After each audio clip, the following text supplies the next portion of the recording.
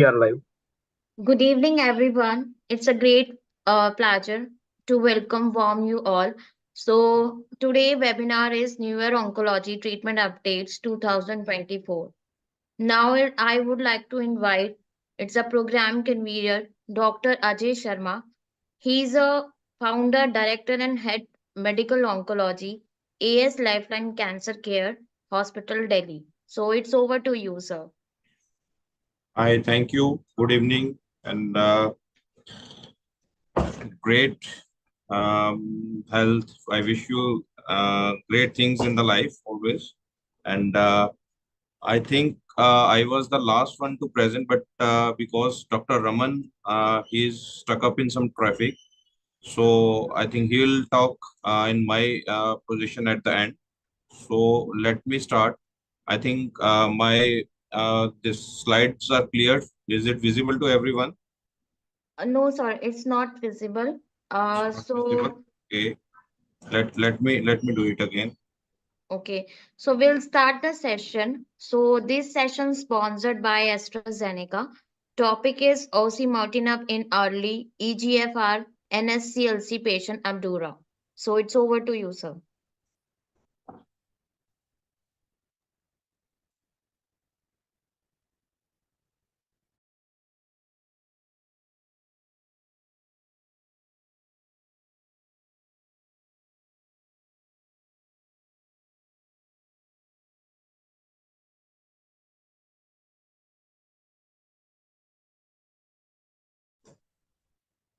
Is it visible now?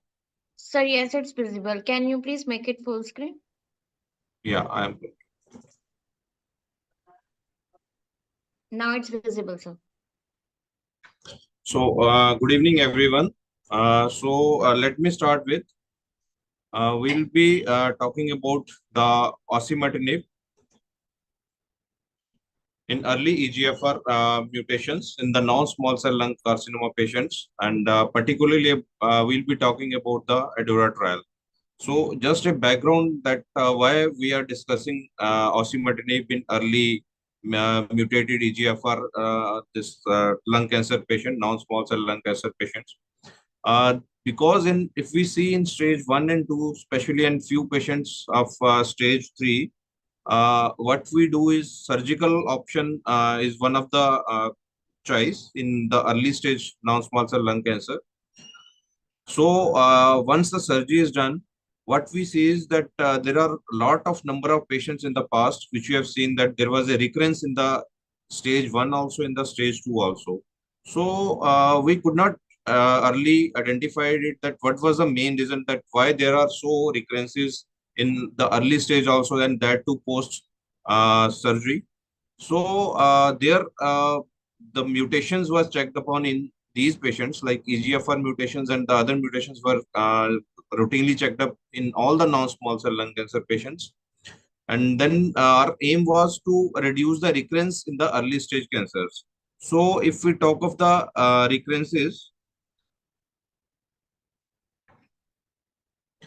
the recurrence in early stage, if we see in the stage 1, first of all, just a word about what are the early stage and the locally advanced stages. The localized, that is the early stage, is the stage 1 patients, that is stage 1A and stage B patients. And the locally advanced are in the stage 3 patients. And we see lung cancer is the leading cause of cancer death, accounting for around millions of deaths annually, and it is one of the most common cancer for the deaths, apart from the breast, prostate, and the colorectal cancers. And if we see the subtype of the lung cancers, approximately 85% of the patients, they are non-small cell lung cancer, and 30% of the patients, they present with an option of surgery at the time of diagnosis.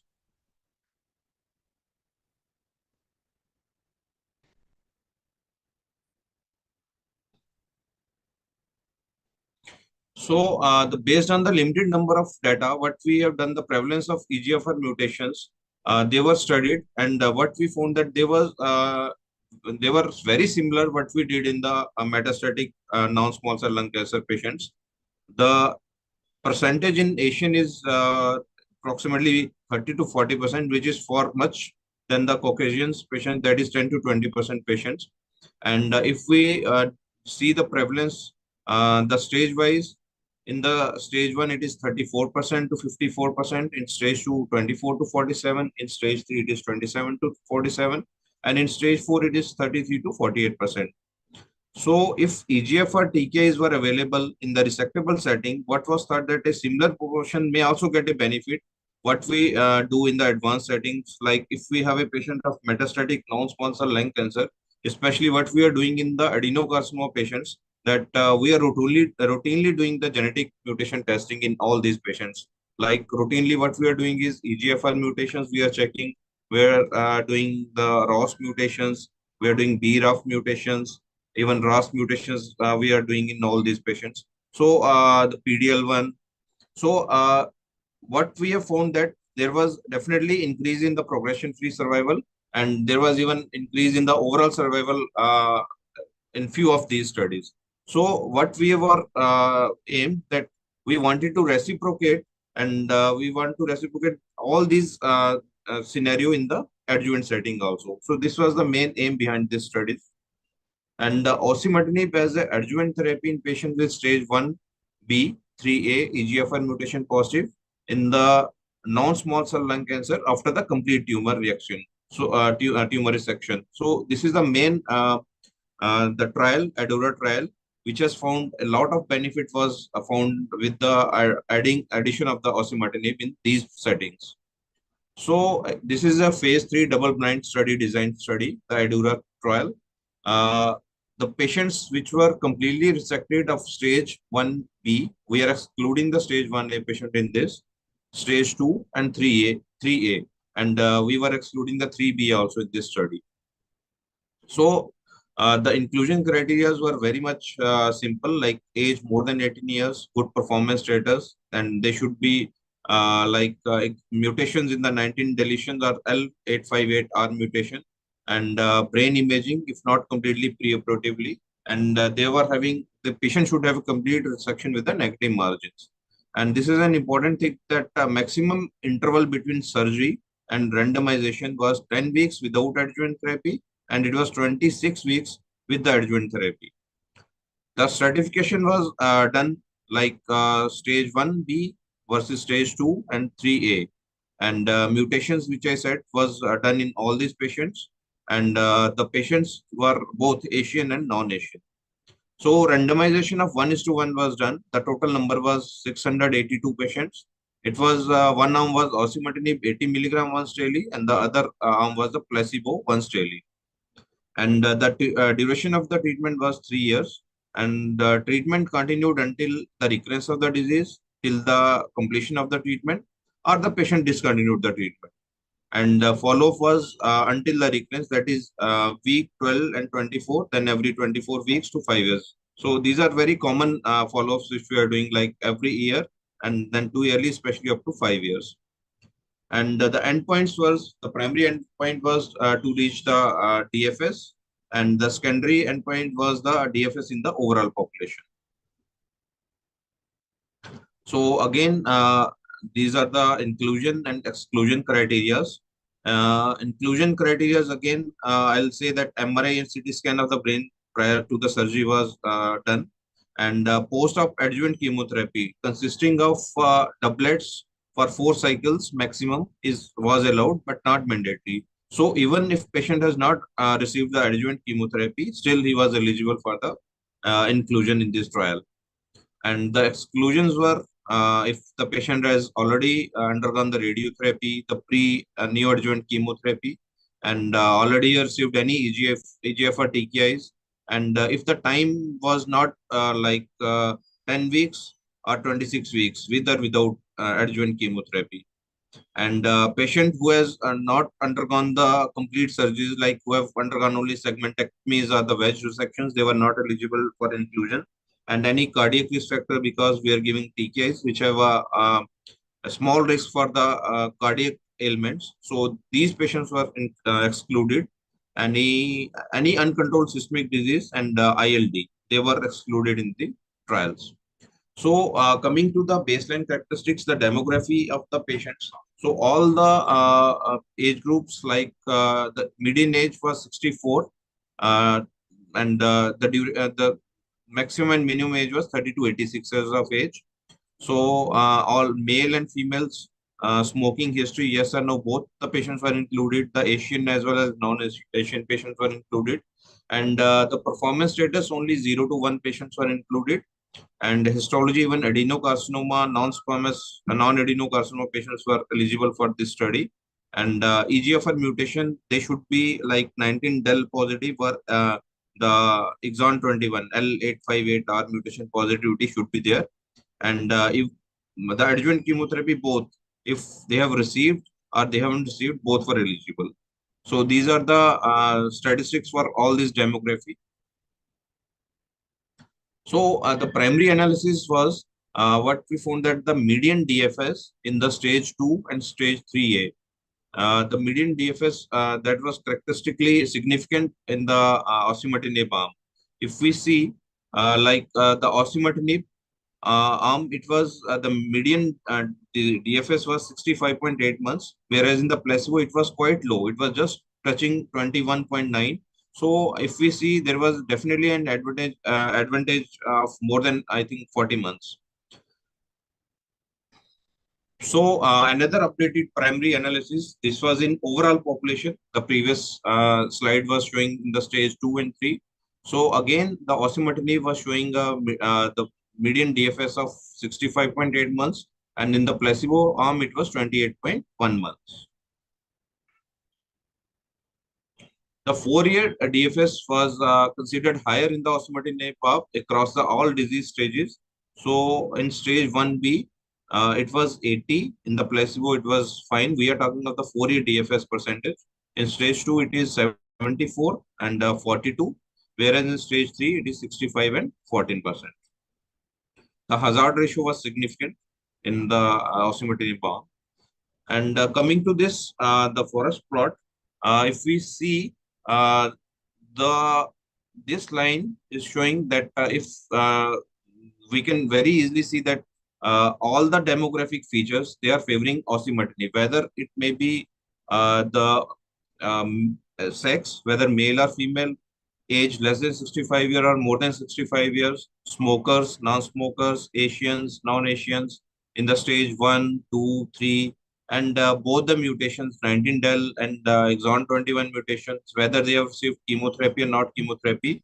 In this plot, we were seeing there was a disease-free survival was there in the osimertinib arm. So all these features, demography, they favors the osimertinib. And the overall survival in patients with stage 2 and 3A, if we see, the overall survival we see they have not, it has not been yet reached. So we are definitely seeing DFS, but not the OS. And patient investigators remain blinded to treatment in order to facilitate the assessment of the OS at maturity. These are few of the EGFR TKIs which have been trials which have been used in the adjuvant settings where the EGFR mutation was seen, and only DFS but not the overall survival benefits have been demonstrated in all these trials. Like we can see the SELECT trial, in which erlotinib after adjuvant chemotherapy was used, in the RADIANT trial, in the erlotinib versus placebo after adjuvant chemotherapy, IVAN, again erlotinib versus adjuvant chemotherapy, and adjuvant CT angio and BR19. So if we see, there was a benefit of DFS, and there was no benefit of OS benefit was seen in any of these trials in any TKI settings. The type of recurrence is a key consideration in the resected non-small cell lung cancer. We see whether there is a local or the distant recurrence, and it has definitely an impact on the outcomes post-surgery. So local recurrence is associated with the longer recurrence survival than the distant recurrence. And preventing the CNS recurrence definitely was an area which was unmet need. And the CNS is a common site of recurrence among patients with the mutated EGFR, receiving EGFR TK in the adjuvant RADIANT study. 37% of the recurrence with EGFR mutated lung cancer were treated with erlotinib, which had CNS involvement. And osimertinib has shown to achieve clinically significant exposure in the brain compared with other the TKIs, and it has shown greater penetration for the blood-brain barrier. And in the advanced lung cancer setting, first-line osimertinib demonstrated superior overall survival and a 52% reduction in the CNS progression compared with the erlotinib geftinib. So to summarize, if we are using the this osimertinib, it has a very good blood-brain barrier and it can prevent the CNS recurrence. So a distant recurrence, if prevented, patient can have a good outcome rather than the local recurrences. And the type of disease recurrence, 11% of the patients in the osimertinib had DFS events, and 46% in the patients, 46% of patients in the placebo arm have the disease recurrences. So in the osimertinib arm, the majority of patients with recurrence had local regional recurrence only, and with only 30%, 8% of the patient having metastatic recurrence compared with the 61% of patients in the placebo arm. So this is what we discussed in the last slide, that the local recurrences, they were uh, they were common with the osimertinib, and the distant recurrence were common with the placebo arm. The site of disease recurrence, the most common site of recurrence were the lung, 12%, lymph node 6%, the CNS 6%, and in the osimertinib group, and lung 26%, lymph node 17%. If you see, CNS was 11% in the placebo group. So here is the this chart which is showing the recurrences. The most common are the lung, lymph nodes, CNS, bone, pleura, and rest of the very rare recurrences which we see. So updated CNS DFS events in the stage 2 and 3A disease. Overall, 63 patients had CNS DFS events, and 3 patients were on treatment at the time of CNS recurrence with the osimertinib versus 29, that is 71% were treated with the placebo. Again, median CNS DFS in months was not reached in the osimertinib as well as the placebo arm. Coming to the safety summary or the adverse events, if we see the in the generation wise, if we see the osimertinib as a third generation is the one of the well tolerated drug as compared to the class 1 and 2 TKIs, and the completed planned duration of treatment was 3 years, and the median total duration of exposure, it was 35.8 months. Adverse events, if we see, there are very comparable adverse events with the osimertinib as well as the placebo, and they're like the serious adverse events were rarely seen with the osimertinib. So what we saw, that few of the side effects which were seen with the osimertinib were the diarrhea, the paronychia, and the skin dryness, itching, cough, stomatitis, and the upper respiratory tract infection. So ILD was reported in 3% of patients with osimertinib arm, and QTC prolongation was in 9% of the patient in osimertinib arm, and it was 2% in the placebo arm. So these are the two serious events which were seen in the osimertinib, but the frequency was very low. It was 3% and 9%. So again, the outcomes in another paper was seen that osimertinib as adjuvant therapy for resected mutated EGFR non-small cell lung cancer. There was a benefit of adding the TKIs osimertinib in these adjuvant settings. So adjuvant chemotherapy use. Overall, 60% patients received adjuvant chemotherapy for a median duration of 4 cycles, which likely what we do is in the adjuvant setting, we give 6 cycles. But if we see in all the trials of the lung cancers, we were giving in the early stages only 4 cycles of chemotherapy. And that too, there was a combination of the platinum with the another agents like taxanes or the etoposide, which we were using in all these patients. So adjuvant chemotherapy use was more frequent in age less than 70 years and patients in Asia, and was not influenced by PS. So the patients who received adjuvant chemotherapy, In stage 1B was 26%, in stage 2 it was 71%, and in stage 3 it was 80%.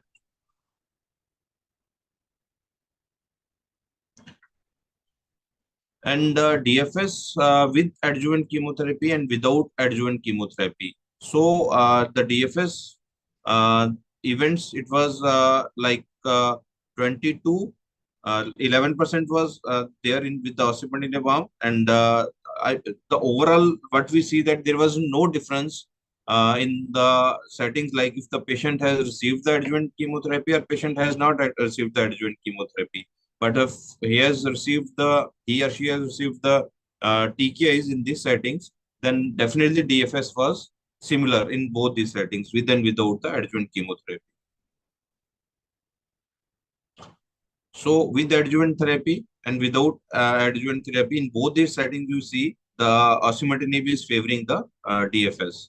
So if in all the stages like stage 2, 3A, 1B, 2, with and without adjuvant therapy, we see the hazard ratio was similar in all this. So a clinically meaningful DFS benefit was with osimertinib was observed in both the with and without adjuvant chemotherapy, regardless of the disease state.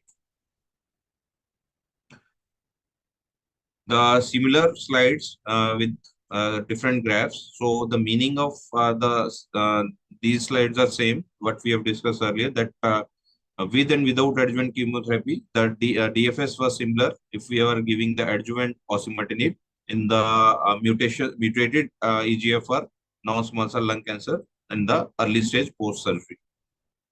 So all the stages, the stage 1, the stage 2, and stage 3A.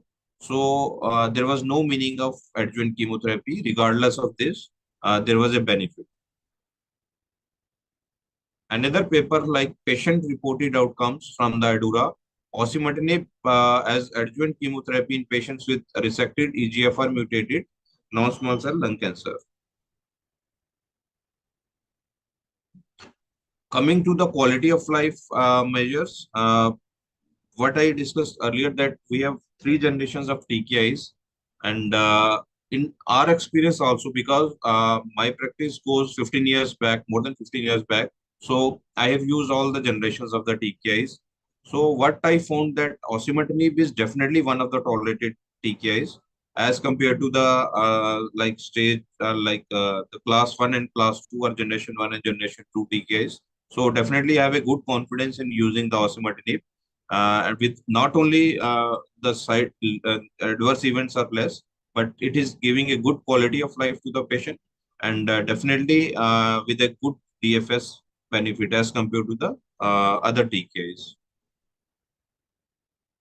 The compliance is definitely better of the patients with the osimertinib, because if the adverse events are less, if it is not troubling the patient, and definitely the patient compliance would be better with those drugs which are causing less of the health problems to the patients and giving good results by using it.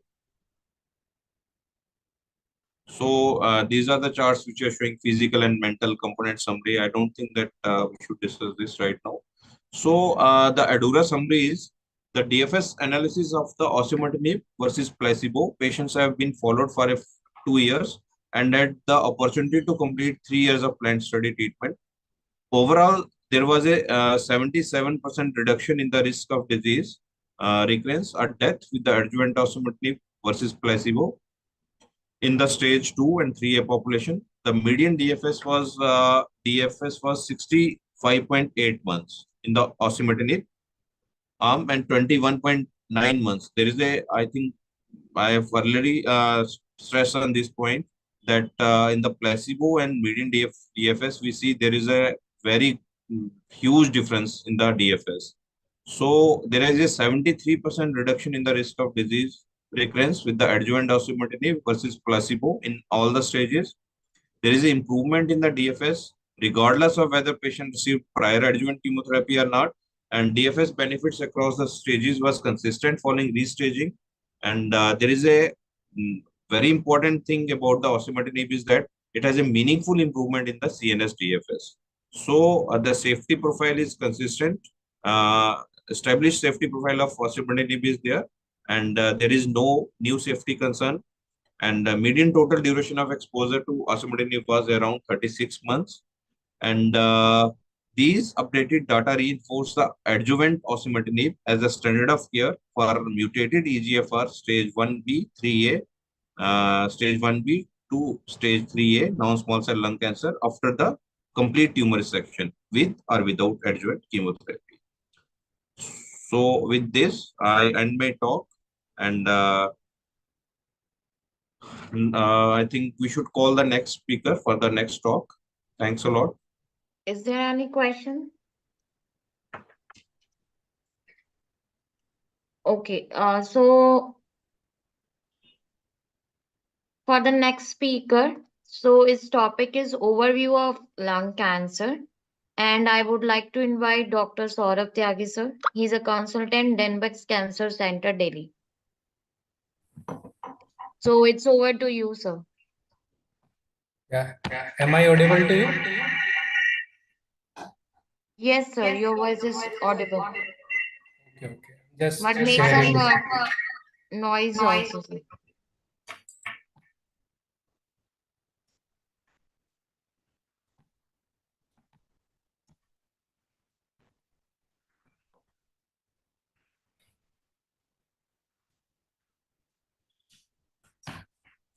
Yeah,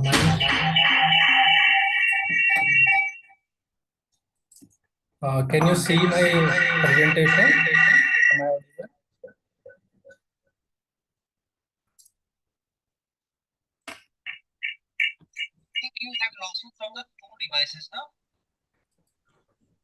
Saurabh, हाँ कुछ दो devices on हुई होंगी, please एक बार देख लो, eco हो रही है आवाज में ना।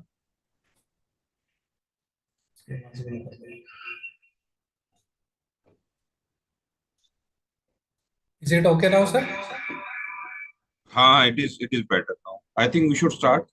Sir, my screen is on laptop. I am not able to see that. I think. I can see your Rakesh Reddy and Saurabh's name.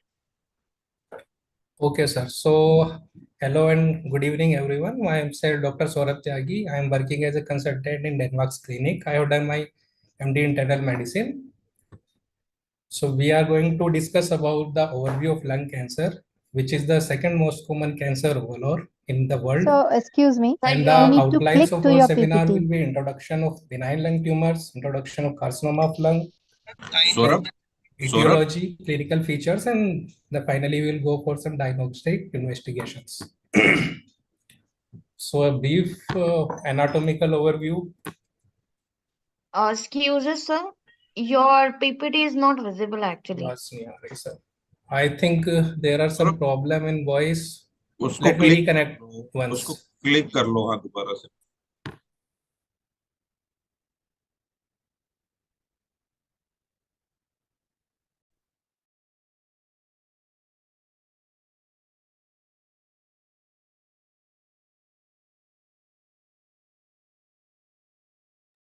Saurabh, you have a very nice photograph behind you, your wall. This is yours photograph?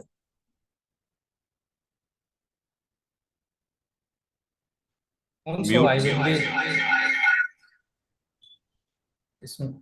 Mute कर दीजिए आप।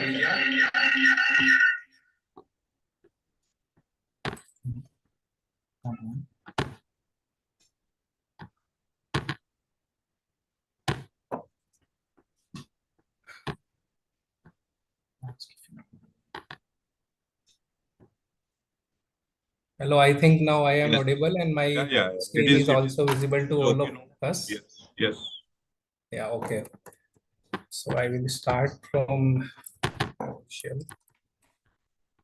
Yeah, I myself Dr. Saurabh Tyagi. I am MD Internal Medicine and working as a consultant in Denmark's Hospital, New Delhi. And my topic for talk today is the overview of lung cancers.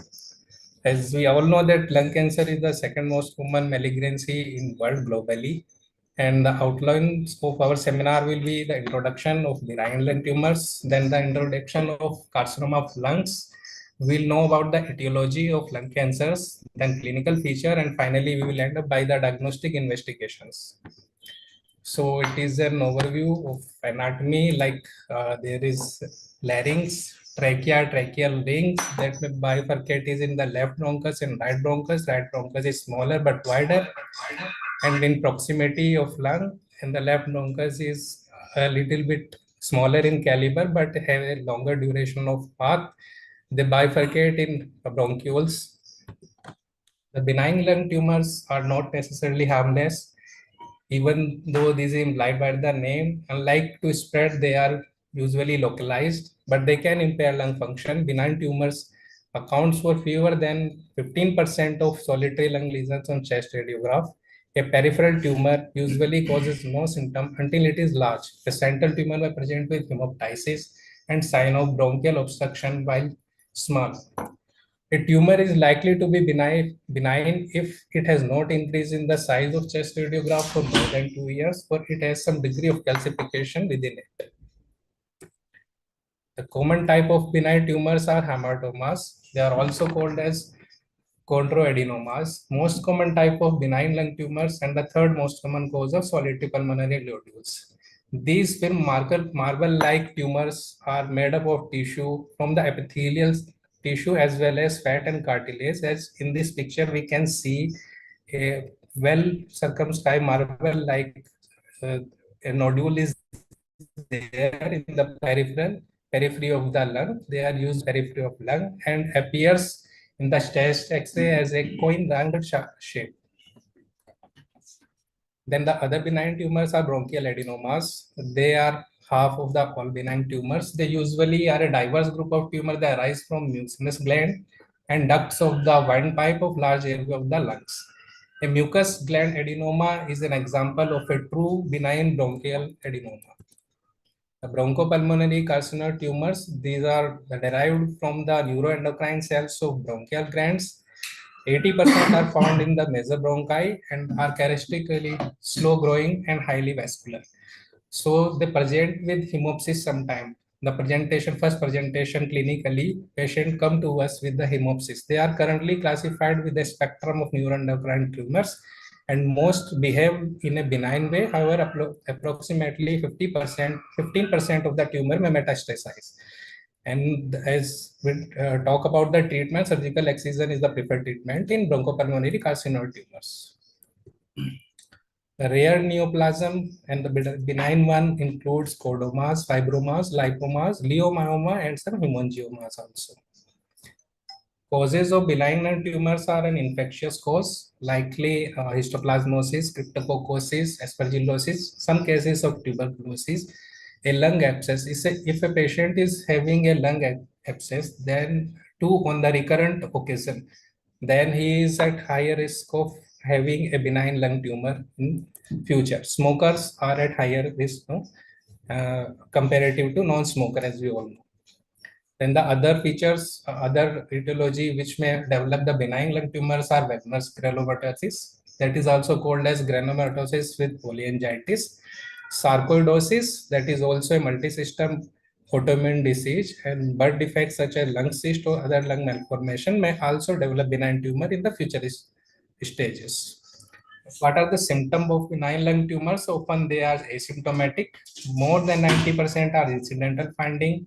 As patient have visited with some other problems, and in hospital we got a chest X-ray and then found essentially or peripherally well circumscribed solitary nodules. If symptoms are present, then the symptoms may be in form of persistent cough or wheeze, like because the centrally placed tumor always causes bronchial obstruction, and bronchospasmic features will be present in form of wheezing, shortness of breath or difficulty in breathing, cough with or without blood, and rattling sounds in the lung, which are also we know that these are the crepitations we find. Higher likelihood of pneumonia. The patient having benign lung tumors are more prone to develop recurrent chest infections, and we can also find out the lung collapse. The diagnosis of benign tumors are with the physical history and physical examination. Then chest X-ray, that too we have to do a repeated chest X-ray to know the extent of disease and how the progression is going off. Over a period of 2 years, and shorter if the nodule is smaller than 6 millimeter and then the patient is at low risk. If the nodules remain same size for at least 2 years, it is considered benign. Benign lung nodules grow slowly, but cancerous nodules on average double in size at every 4 months. And the other test modality includes our positron emission tomography and CT scan, MRI, and biopsy to rule out that it is a benign lung tumor or malignant lung tumor. Uh, and other tests include blood test, tuberculin test, and other tuberculosis related tests. Treatment of benign lung tumors include actually there is no specific treatment. We have to decide with the clinical symptom and the location of benign tumor. So it is wise, however, to monitor the tumor over at least 1 or a 2 year period to note that if there is any changes in the size or location. A biopsy or surgical removal of the tumor is needed when the patient is smoker. If he is having the symptom like a compressive symptom in form of difficulty in breathing, or if he is having persistent hemopsis, the test should show that cancer could be present and the nodules continues to grow in a period of 1 to 2 years. The cancers of lung are the leading cause of cancer incidence of cancer death for both men and women. These cancer lungs are malignant chest tumor that can be primarily arising within the lung, chest wall, mediastinum, or can be a metastasized from a primary tumor that is situated elsewhere in the body. Approximately 70% of the patient with lung cancer disease has spread to renal, lymphatic, and other sites by the time of diagnosis.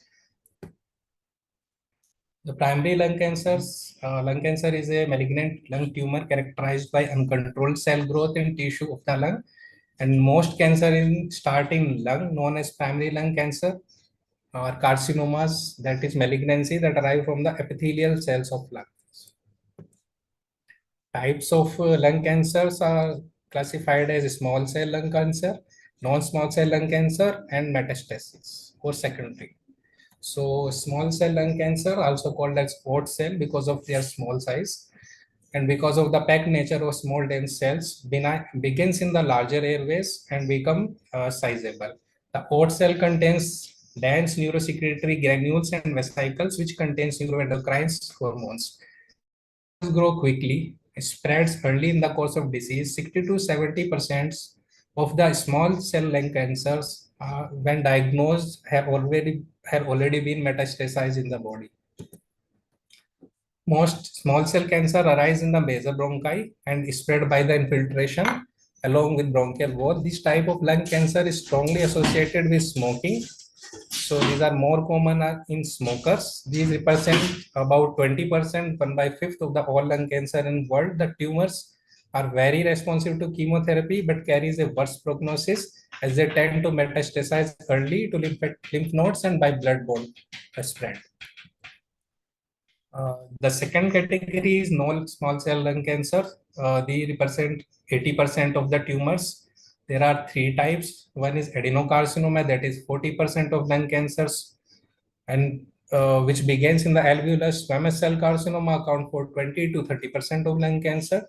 Typically, they are close to bronchi, and large cell carcinomas are about 15% of lung cancers. These are named because their cancer cell are large, while in oat cells we were seeing the dense and smaller cancerous cell. And these also exhibit excess cytoplasm, larger nucleoli, and noticeable nucleoli within. So if we go this slide, the non-small cell lung carcinoma, generally patient presented with the shortness of breath, either he is having weight loss or loss of appetite, a cough that doesn't go away or get worse, and that is a prolonged cough also, feeling tired or weak or malaise, chest pain that worsen with deep breathing, coughing or fluffing, and if a patient is having fever, persistent fever of more than 2 months with cough. Secondary or metastatic lung cancer are tumors which have spread from in the lung from some other primary malignancy.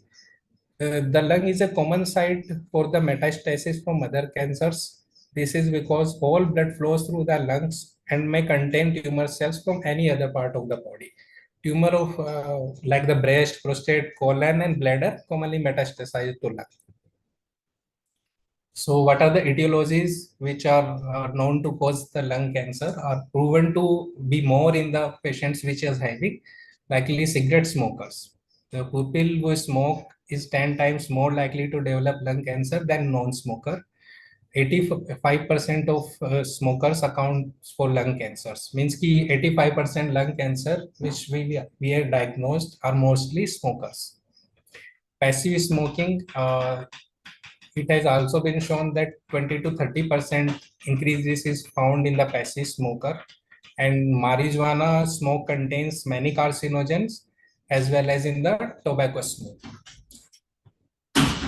Occupational exposure to the gases like radon gas, radiation exposure, and exposure to the heavy metals like asbestosis, as we all know, it is also called common etiology for lung malignancy. Then air pollution. So air pollution is a very burning and very uh, important topic to discuss, but due to lack of time, I won't be discuss the specific effect of air pollution on lung cancer. But it is a very specific topic, and we'll discuss it with some other time also. Indoor air pollution related to burning of wood in the crop residue for cooking and heating, and the women who are working in the indoor coal smoke or gas stove or that all burning instruments in home. If a patient is having pre-existing lung damage, then there's those patients are also prone for developing the cancer in future generation, and there we also found some genetic predisposition also. So clinical feature, as we have already discussed, patient might present with chronic cough, hemoptysis, dyspnea, that is shortness of breath, wheezing or shortness of breath, chest or shoulder pain, version on night and version on taking deep breath, and systemic symptom like weight loss, anorexia, fever, clubbing, and all that. So if a patient is having repeated upper respiratory chest infection, that is also a very prone member to develop malignancy in futures. And pleural fluid is a ominous feature present mostly more than 95% of patients when diagnosed as a lung cancer. Invasion of the mediastinum may result in hoarseness of voice, that is because of involvement of recurrent laryngeal nerve.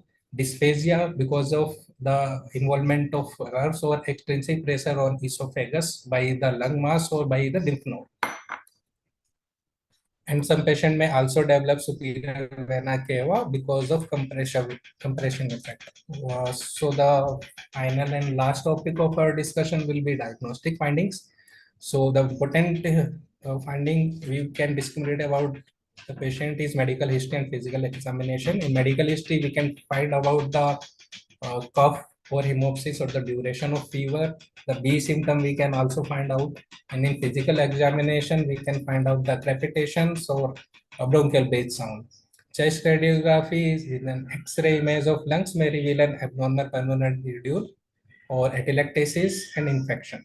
And the other diagnostic modality are CT scan, PET scan, sputum cytology for atypical cells, bronchoalveolar lavage that can be also diagnosed for the atypical cells, then the biopsy of lesion and percutaneous needle aspiration of the peripheral tumors. Mediastinotomy or mediastinoscopy are for direct visualization and to obtain biopsy samples from lymph nodes in the mediastinum. If surgery is the potential treatment, pulmonary function test, arterial blood gas analysis, ventilation perfusion scan, and exercise testing may all be used as part of preoperative assessment. And the more common used tumor marker in lung are CEA and sometimes CA125. Usually they are not directly related to lung, but it is seen in the studies that they may also shows an increasing trend. And there is no real role for tumor markers in lung, as there is no direct marker for lung cancer. So treatment include medical management. It depends on the clinical condition of the patient, the extent of disease. And the medical management depends also upon the cell type, the stage of the disease, pulmonary status. Treatment involves surgery, radiation, chemotherapy, and combination of these and targeted therapies. So chemotherapy are used to alter tumor growth pattern to treat distant metastasis or small cell cancer of lung, and or like an adjuvant therapy to radiation or surgery. Chemotherapy relieves pain, especially in joints, and the night pain patient usually suffer from. Maybe administered before surgery that are not neoadjuvant, or after surgery that are adjuvant. Combination of two or more medication may be more beneficial than single doses regimen. So small cell carcinoma lung, even relatively early stage disease, is treated primarily with chemotherapy and radiation. Cisplatin and etoposide are the most commonly used. Combination with carboplatin, gemcitabine, paclitaxel, vinorelbine, topotecan, and irinotecan can also be used. In advanced NSCLC, chemotherapy improves survival and is used as first-line treatment if the patient is feasible to tolerate the chemotherapy. Usually, two drugs are used, in which, as we discussed, platinum-based are important drugs. Chemotherapy before surgery in non-small cell carcinoma lung that can be removed surgically also appears to improve outcomes. Then the other part are radiation. Radiotherapy is often given together with chemotherapy and may be used with curative intent. And irradiation also may be used to reduce the size of a tumor, to reduce their compressive effect. For potentially curable small cell lung carcinoma cases, chest radiotherapy is the most recommended in addition to chemotherapy or surgery. For both non-small cell and small cell lung cancer patients, smaller doses of radiation to the chest may be used for symptom control. That is also we know palliative therapy. And prophylactic cranial irradiation is a type of radiotherapy to brain used to reduce the risk of metastasis. As we all know, the most common metastasis of lung, a part of lymphatics, are brain. And PCI is most usually in small cell lung cancer. Surgical, then we have the surgical management, and I'll not go in the detail of the surgical management. It comprises of the removal of nodules to metastatectomy to partial and complete resection and also lobectomy. So it is a sample of thoracoscopic resection. And we will also discuss about the targeted therapy. And Dr. Ajay Sharma sir had already discussed about osimertinib in lung cancers. What are the complications of lung cancer we can see in a patient? The ominous features is pleural effusion, found more than 95% of patients having lung cancer. Superior vena cava syndrome is also a prominent feature, found more than 40% of the lung cancer patient. Atelectasis and pneumonia, metastasis, surgical complication, and prolonged mechanical ventilation. Then the other toxicity of lungs because of the drugs or the tumor itself, because of the carcinoid syndrome also, and the complication of treatment like chemotherapy. Thank you.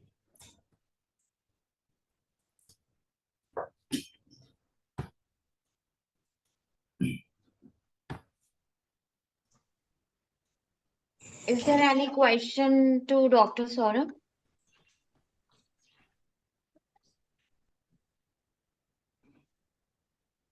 Deepika, Okay, thank you so. let us welcome Dr. Reddy now. Okay, thank you so much, Dr. Saurabh sir. Okay, now I would like to invite Dr. J.R. Reddy sir. He's a consultant radiation oncologist, Denvex Cancer Center, and that the topic is cervix cancer, the role of radiation, sir. So it's over to you, sir.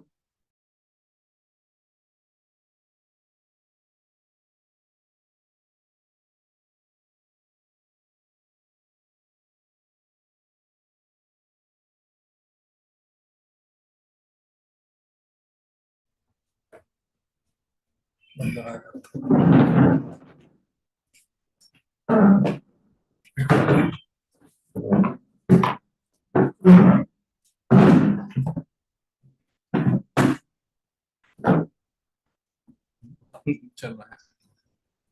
I can't see.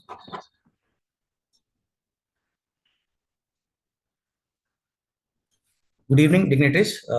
Thank you for giving me this opportunity. Today, the topic which was given to me was prevention and screening in cervical cancer. So I think I am audible with my audio and video as well. So let us go to the presentation now. So today's presentation, which includes facts on cancer of cervix Sir, and strategy excuses to prevent your and control HPV infection and cervical cancer, and need of human papillomavirus vaccination. Dr. Reddy, please open up your slides. I think Geetika is also instructing. Open your slides. We can only see your name and Saurabh's name. Can you please restart your PPT slide, sir?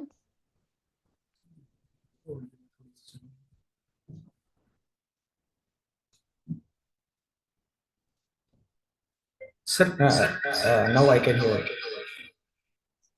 Now we can see you. Okay. Share your screen now. Ready? Yes, sir.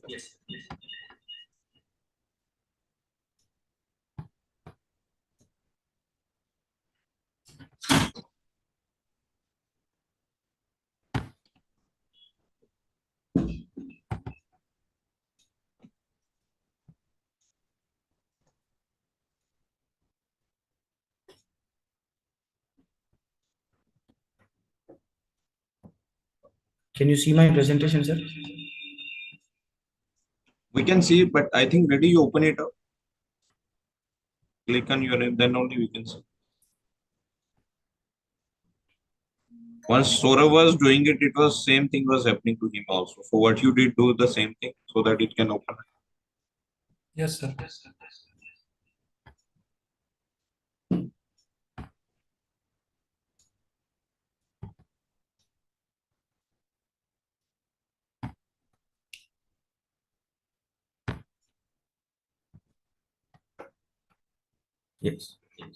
We can see it now. Yes, yes. So today's topic was prevention and screening in cervical cancer. So WHO has estimated that India contributes to be 1/3 of the global burden of incidents of deaths, which is due to cervical cancer. So which is a very huge amount. So what are the risk factors which includes cervical cancer? So who are at risk of cervical cancer? Basically, multiple sexual partners are at a high risk of cervical cancer, and women who being sexually activity before 16 years of age, and who are also sexually active within a year of onset of menses. This group of patients are at high risk of cervical cancer. And one more risk factor is to be sexually transmitted diseases such as HIV, which are associated with an increased incidence of human papillomavirus infections, and persistent HPV and cervical dysplasia substantiate their role in carcinoma of cervix again. And one more group of patients who are at high risk are lower socioeconomic status group patients, which are again of high risk because they are may not be aware of the illness they're suffering from, and also may not be able to afford healthcare services, thereby facilitating the progression of cervical precursor lesions. And one more group of patients who are risk are again a group of patients who are considered to be in smoking, and directly or indirectly the systemic effects of immune system and local effects of certain carcinogens in tobacco, which also lead to cervical cancer. And and patients whose immune system is compromised, who are immunosuppressed either due to some disorder or any organ transplants, they're also again at high risk of carcinoma cervix. And in this, HPV infection and precancerous lesions have to be diagnosed earlier.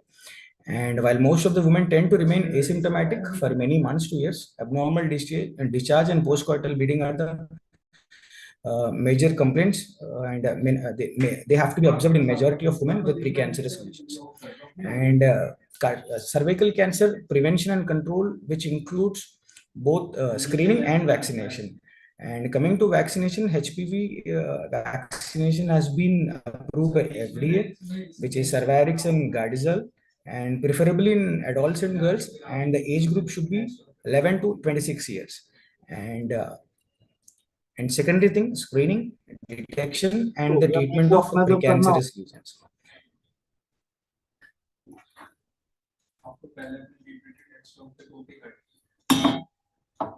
And the tertiary thing is invasive cervical cancer, which has been diagnosed, have to be managed accordingly, and if requires, it also been taken for palliative care. And impact of vaccination and screening for precancerous lesions. Usually in countries without existing screening programs like India, the modeling study suggested that vaccination is likely to be the most effective option to reduce the incidence of cervical cancer. And in countries with established screening programs, the vaccination plus screening are more effective and cost effective and then screening alone for prevention of cervical cancer and as well as the cervical lesions, which are precancerous. And screening programs for cervical cancers should continue in order to detect disease related to non-vaccine HPV types, and screening intervals are likely to increase once widespread vaccination occurs.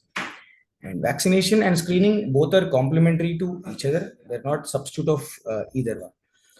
And the decreased incidence of cervical cancers in developed countries can be attributed to early and consistent cancer screening program in these countries. And in countries like India, the cervical cancer screening is very less, which is only 2.6, which have to be improved. And conventional cervical cancer screening, this finding necessitates the importance of start of cancer cervix screening in India to avoid the huge morbidity and mortality rate associated with cervical cancer. Usually in need of vaccination. Vaccination induces antibodies in the blood, and vaccine-induced antibodies can reach to the site of infection, which will create a local inflammatory reaction. And higher antibody levels in the blood means higher antibody levels at the site of infection. So in return, these antibodies neutralizes the virus and prevent the entry into cells. So the incidence of cervical cancer can be, coming down. And the take home message should be HPV vaccination for adults and girls is priority number one. And screening is a must, and which includes pap smear or liquid biopsy or HPV screening tests, and to the age group of 21 to 65 years. And to detect early and treat precancerous lesions is priority number two. And say no to cervical cancer. Thank you for giving me this opportunity.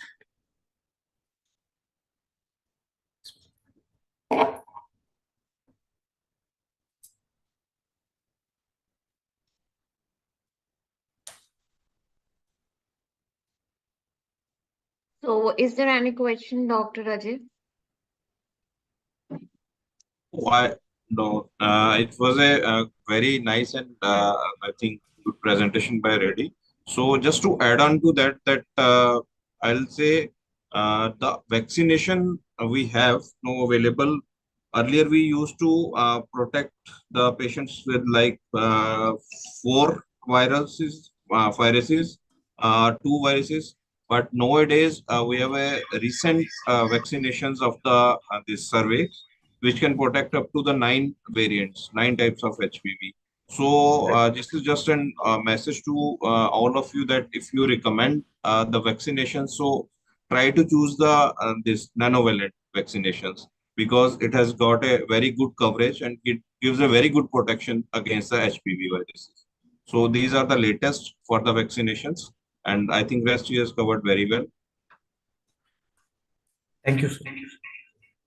Thank you, sir, for the lovely talk. So now today is the last session. So I would like to invite Dr. Raman Yadav, sir. He's a consultant, pain and palliative care, Danvex Cancer Center, Delhi, and he speaks to role of dendritic cell therapy in oncology. So it's over to you, sir. Okay, thank you. Am I audible? Hello, good evening, Ye- everyone. Yes, sir, it's audible. So first of like, I'll extend my gratitude and thank you for AS Cancer Care Center to provide me this opportunity to talk about role of dendritic cell therapy in oncology. Can you please make it full screen, sir? Just a minute. Yeah, sure.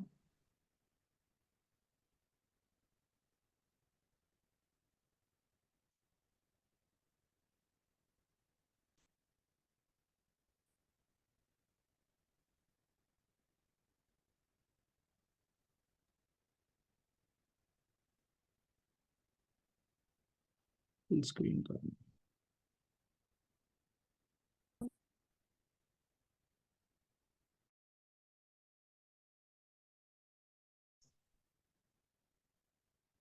Raman, open up your slide. There was a glosser. Click on that. Open Yes, your sir. slide. Please click on slideshow button. No?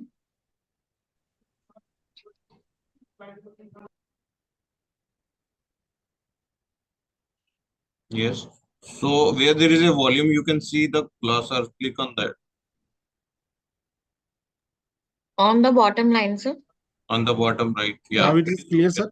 Yes, it Yes, is okay. sir. So, as we all know that cancer is a very major cause of death worldwide, and despite best of the research and new advancement and various conventional treatment modalities available, it is becoming a major cause of concern for entire world and health industry. What is a matter of concern is that India's cancer burden and mortality rate is also very highly rising. And recently, government put some data in the Rajya Sabha where they said that around 50 lakh new people detected with cancer in year 2022, and out of those, despite best of the efforts, around 8 lakh people died. And this incidence is been increasing every year. So this gives us a very grim picture, and various datas have been coming through. So overall incidence of cancer is estimated to increase by 15 lakhs by year 2025. And our health minister told parliament that the cancer prevalence is stated to be increased by 12 or 13% next year. So as we all know that cancer is defined as a abnormal growth of cell, usually which are derived from a single abnormal mutated cell, or it can develop from any tissue within the body, and there are various risk factors as which are maybe genetic, environmental, and lifestyle changes. And we all know that immune system also plays a very important role in preventing the development of such cells or managing once the such cells develop in the body. In year 1909, Paul Ehrlich postulated that immune system may defend the host against neoplastic cells and which can hinder the development of cancers inside the body. We all know that there are conventional treatment methods which includes surgery, chemotherapy, and radiotherapy, which targets the cancer cells directly. This immunotherapy, which is a newer treatment modality, it sets off body's own immune response against the tumor. So basically, immunotherapy is the newest approach to combat cancer, and it is derived into two main categories. One is active immunotherapy, which is dendritic cell therapy or cell-based immunotherapy approach, in which we make vaccines. Which they can also call it as dendritic cell vaccine, and the second category is passive immunotherapies, where we know there are a lot of immune checkpoint inhibitors, drug, and monoclonal antibodies being developed against the cancers. So, what is dendritic cell? The dendritic cell term was coined by Mr. Ralph Steinman in 1973. These are basically a type of immune cells which have their origin from the hematopoietic cells, and they are the most efficient antigen presenting cells of the body, and they link innate and adaptive immunity of the body. So the main function of these cells is to capture, process, and present antigen to the adaptive immune cells, and they mediate that and polarize or mediate those cells into the effector cells. So they are basically professional antigen presenting cell population because of their unique capacity to induce the activation and differentiation of naive T lymphocytes. So this is the basic classification of dendritic cells. There are myeloid precursors and lymphoid precursors. So main area of our interest is myeloid precursors. So what is the main function of dendritic cell? Basically, dendritic cells, they present the antigen to the immune cells. So the naive T cells in T helper and T regulatory cells, they become activated and they attack the cancer cells or any abnormal cell, specifically for which antigen is being used. So that's how they work against by activating the T cells and killing the cancer cells. So each dendritic cell has the potential to activate 3,000 to 5,000 T cells per hour, and the average lifespan of a dendritic cell is around 3 weeks. Okay, so and these dendritic cells does not allow new malignant cells to grow, multiply, and effectively we can say that they stop or delays the tumor progression, thereby stabilizing the tumor and eventually decreasing the mitotic activity of the tumor. So this is as I said earlier, this is being considered as the new modality of cancer treatment along with chemotherapy, radiotherapy, and surgery and other conventional method. So in a nutshell, we can say that it is based on utilizing patients' own immune system response against the cancer cell, and it falls into the inside the category of cancer vaccines.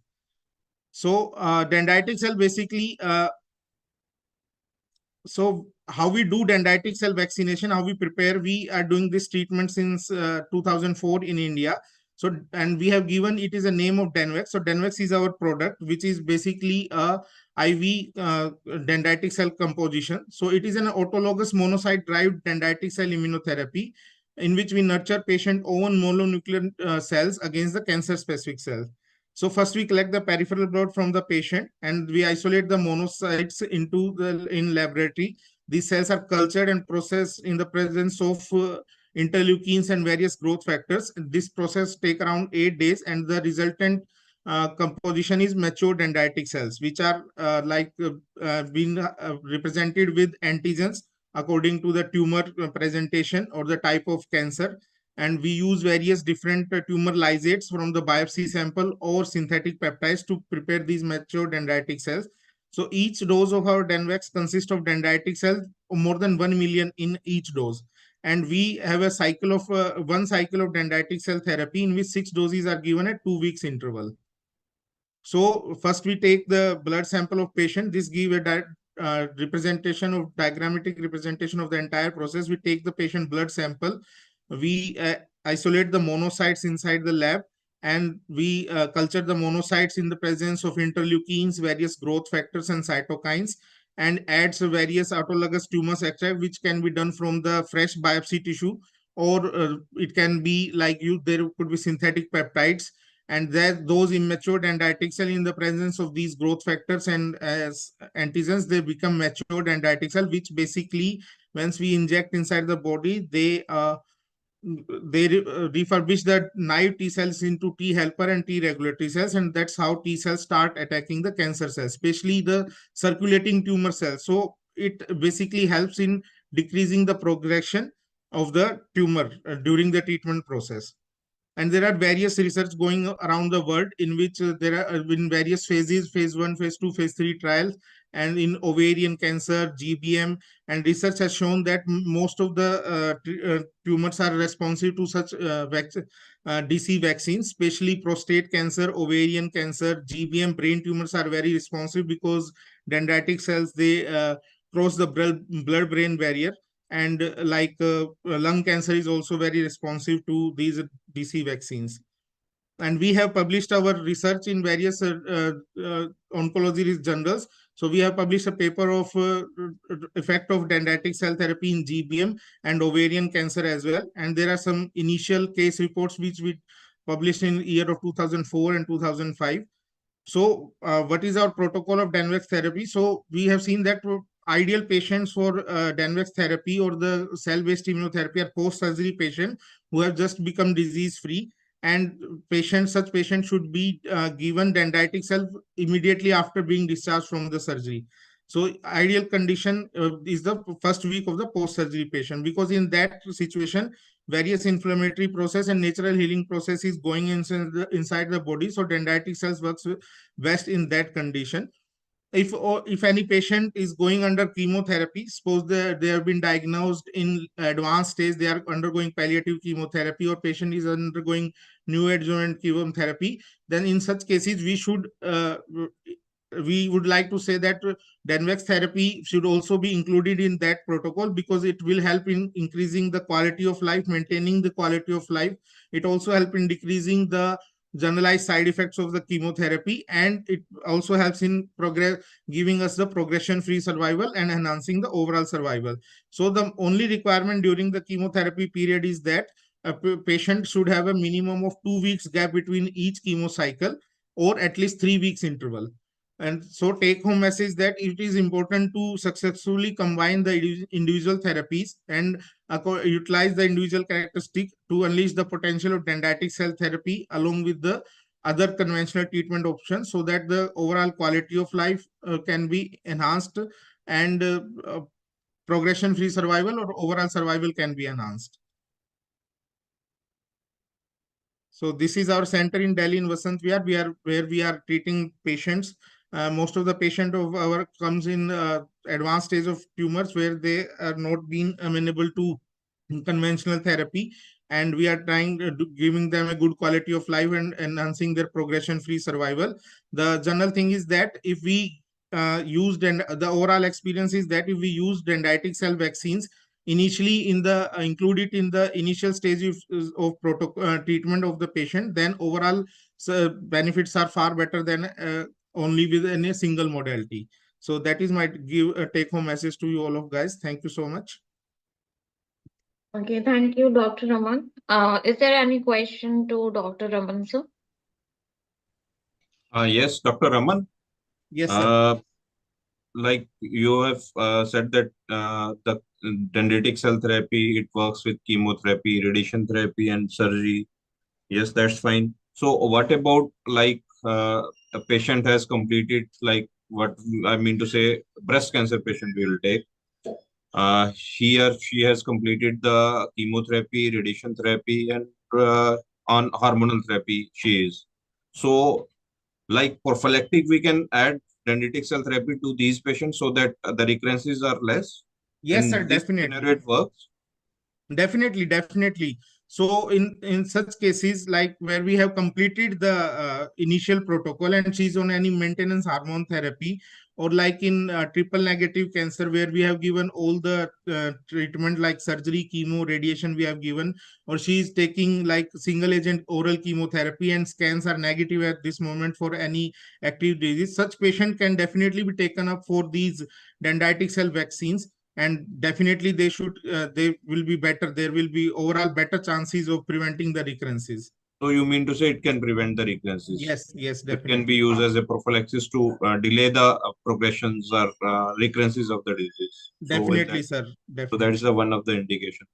And another question is like, can it be given alone? Like, does it has to be given along with some sport like chemotherapy or radiation or post surgery, or we can give it alone if the patient is not fit for any of these like Sir, modality? we have done some cases in which patient was not willing for like adjuvant chemo radiation, especially in head and neck cancers or in breast cancer per se. So there are good chances that the patient may not be have relapses or progression after surgery. Okay, but ideally, using this dendritic cell therapy, I won't say that it means that we can like avoid the conventional treatment. It is basically an adjuvant along with the conventional treatment. So that So will be the ideal scenario. the We ideal have done scenario is, cases. yeah, We because have done cases where patient they haven't shown relapses for like 2 or 3 years after surgery. No adjuvant chemo radiation was given, and patient are still under our observation and follow-ups. But there are obviously so certain this is cases where right. like patient show relapses after like 6 months or within a year. If so, this is a calculated risk actually. Fine, you are fine because I have also an experience of dendritic cell therapy along with the routine or standard therapies like Right, chemotherapy sir. targeted. So there, I think the conjunction or the combination of these things, they work much better rather than the alone chemo or dendritic. Agreed. Agreed, So sir. my experience also says that they should be combined together. Thanks a lot. That was a very innovative and great talk by you. Over to you, Thank you, sir. Geetika. So, sir, it's a take-home message. Please. So take-home messages are that like we should give the innovative approach to our patients, like starting with our Dura trial. Very less patients are receiving the adjuvant osimertinib. Still, we need to I think spread it like that adjuvant therapy, chemotherapy in lung cancer. They need, if EGFR mutation is there, we need osimertinib also at least for 1 year. Second takeaway home is that in HPV vaccination, I said that nanovalent vaccinations, they are definitely much better than the previous quadrivalent vaccinations like Gardasil or the cervical vaccinations which we have, and the innovation which Raman has said, the dendritic cell therapy. So I think we are always in a stage of explorations in learning.